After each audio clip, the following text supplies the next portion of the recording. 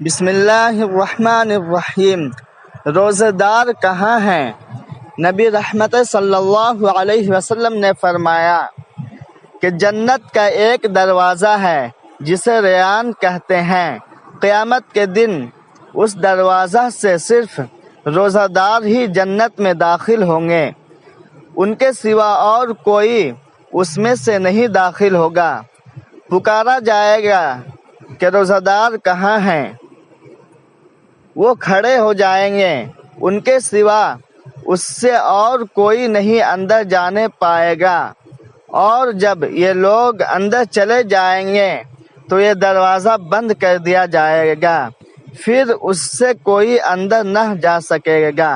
افطار کی دعا: اللہم انی لک صمت وبک آمنت وعلیک توکلت وعلی رزقک افطرت۔ اے اللہ، میں نے تیرے ہی لیے روزہ رکھا اور تجھ ہی پر ایمان لایا اور تجھ ہی پر بھروسہ کیا اور تیرے ہی رزق پر افطار کیا۔ اگر رمضان نہ آتا تو عذاب آ جاتا۔ حضرت علی رضی اللہ نے فرمایا، اگر اللہ کو امت محمدی صلی اللہ علیہ وسلم پر عذاب کرنا مقصود ہوتا تو ان کو رمضان اور سورہ اخلاص کبھی عنایت نہ کرتا۔ رمضان وہ مہینہ ہے جس کے پہلے 10 دن رحمت کے ہیں، دوسرے 10 دن مغفرت کے ہوتے ہیں اور آخری 10 دن تو آگ یعنی جہنم سے آزادی حاصل کرنے کے ہوتے ہیں۔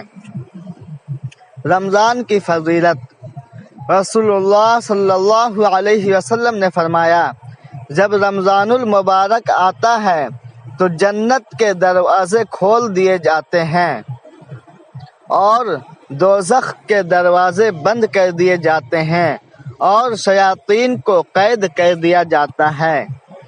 رمضان کریم آپ صلی اللہ علیہ وسلم جنت کا ایک دروازہ صرف روزہ داروں کے لیے مخصوص ہوگا، اس سے روزے داروں کے سوا کوئی اور نہیں گزرے گا۔